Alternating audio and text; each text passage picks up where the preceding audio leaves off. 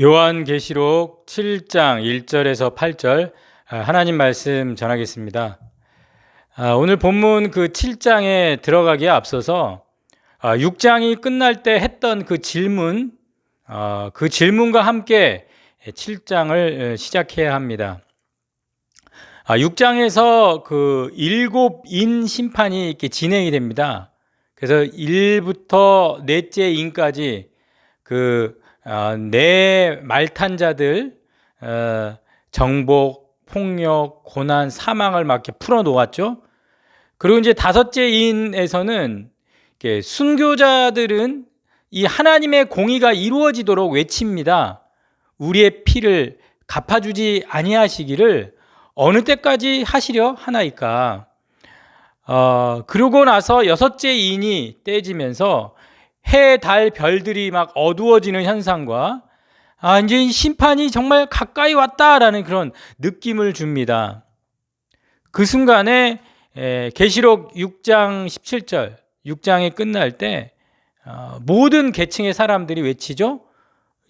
누가 능히 서리요? 이 심판 앞에서 누가 도대체 견디며 누가 이런 무서운 심판 앞에 누가 능히 설 수 있겠느냐? 이 질문에 대해서 오늘 본문 7장 1절이 이렇게 말합니다. 이 일 후에 내가 네 천사가 땅 네 모퉁이에 선 것을, 사방 네 모퉁이에, 그래서 땅 사방에 바람을 붙잡아서 바람으로 하여금 땅에나 바다나 각종 나무에 불지 못하게, 그러니까 네 천사가 그 바람을 딱 붙잡아 가지고 땅, 바다, 각종 나무에 불지 못하게, 이거는 파괴하는 바람을 불지 못하게 바람을 붙잡은 것입니다. 그러면서 2절에 또 봄에 다른 천사가, 그러니까 땅, 바다를 막 해롭게 하는 그 권세에 받은 네 천사를 향해서 다른 천사가 4명 천사에게 큰 소리로 외칩니다. 땅이나 바다나 나무를 해하지 말라, 이렇게 얘기하죠. 그러니까 이 심판의 움직임을 중단시키고 있는 것이죠. 해하지 말라. 이렇게 이 파괴적인 그 사방의 바람을 붙잡아 파괴하지 못하도록 불지 못하게 한 다음에 오늘 3절에 우리 하나님의 종들의 이마에 인치기까지, 인치기까지. 그러니까 하나님의 백성들의 이마에 인치기까지 바람을 붙잡아 불지 못하게 하고 이 이마에 인치기까지 안전하게 지키는 모습입니다. 하나님은 완전히 다 전멸, 없애버리는 그런 모든 것을 끝내려는 계획을 갖고 계시지 않습니다. 하나님의 백성들은 보호받아야 하고 보호하기 위해서 인침을 받아야 합니다. 그러면서 4절에 이렇게 얘기합니다. 내가 인침을 받은 자의 수를 들으니, 이거 들었습니다. 이스라엘 자손의 각 지파 중에서 인침받은 자들이 14만 4천이니 이렇게 얘기합니다. 그러니까 이스라엘 12지파로부터 14만 4천이 이마에 보호의 인침을 받게 된다는 말을 듣는 것이죠. 자, 12의 제곱이 144, 거기에 1000을 곱하면 14만 4천. 그러니까 12이 제곱, 그러니까 완전함을 강조하는, 그리고 1000을 또 곱해, 그 이중적인 방식 14만 4천. 그러면서 하나님의 종들의 인친다. 인침은 소유권을 의미합니다. 그런데 우리는 인간이 어떤 거에 소유물이다, 내가 누구에게 소유가 됐다, 굉장히 낮은 의미로 생각하지만 이 하나님의 소유가 된다는 것은 하나님 나라의 소유, 제사장들로 섬기는 어떤 소유, 하나님에 속해 있고 하나님이 보호받는다라는 너무나도 귀한 그 소유가 된다는 의미입니다. 그러면서 5절에서 8절까지 지파들의 명단이 나옵니다. 이 지파들의 이 명단의 이렇게 보면서 느껴지는 건 뭐냐면 유다 지파가 제일 먼저 나오죠. 5절에. 그러니까 유다 지파의 그 사자, 어린 양, 그 예수 그리스도의 사자의 메시아 군대로서 하나님의 백성들이 다 찼다. 그러니까 군대로서 사자를 따르는 그 메시아의 군대로서 하나님의 백성의 숫자가 다 찼다. 이걸 강조하는 것이죠. 근데 이들은 순결한 자들로 전쟁을 준비하는 사람들, 죽임당한 어린 양을 따르는 자들의 승리. 그래서 이거는 어떤 칼을 가지고 싸우는 그런 싸움이 아니라 죽음을 감수하면서까지 희생과 또 어린 양이 피 흘리심의 그 순종과 또 우리가 가진 말씀의 검을 가진 그 증언과 성도의 인내와 믿음이 여기 있다. 그 준비된 전쟁을 준비하는 사람들을 오늘 12지파의 그 이미지를 통해서 그리고 유대의 사자의 그 다윗의 뿌리이신 어린 양 예수님을 따르는 그 군대의 명단이 소개되고 있는 것이죠. 5절에서 8절까지 명단에 좀 어려운 점은 그 유다가 루우벤이 장자잖아요. 루우벤보다 먼저 언급되고 있다라는 거. 그리고 요셉의 아들 므낫세가 그 단지파가 이름이 빠져 있어요. 단지파. 그 단지파의 자리에 므낫세가 들어가 있는 거. 그리고 므낫세의 자리에 요셉이 들어가 있습니다. 이런 점이 이 5절에서 8절까지의 그 12지파의 그 구약에 나와 있는 한 20번의 그 지파 명단과 비교할 때 현저한 차이점을 보이고 있다는 것입니다. 그렇다면 그 이유가 뭐냐? 이제 여러 이야기가 있지만은 그 유다 지파가 제일 먼저 나온 건 이해하시죠? 메시아 지파로서 제일 먼저 나오고, 그리고 이제 단지파가 빠져 있다라는 것은 통상적으로 이렇게 좀 우상 숭배에 관련된 지파라서 그럴 것이다. 그 다음에 요셉과 므낫세가 포함된 것은 어떤 군사적인 목적을 위한 방식이 아니겠느냐, 이렇게 이해를 합니다. 그래서 오늘 7장 1절에서 8절까지는 어떻게 보면 유다지파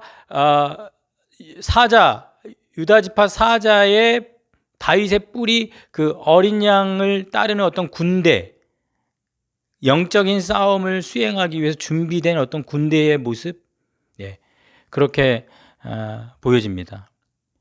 그렇게 되면서 이제 9절로 넘어갈 때, 7장에서 8절에서 9절로 이렇게 넘어갈 때 좀 갑작스러운 전환이 일어나거든요. 9절에서는 아무도 능히 셀 수 없는 큰 무리를 봅니다. 그러니까 이게 14만 4천과 큰 무리가 이렇게 대조를 보이게 되죠.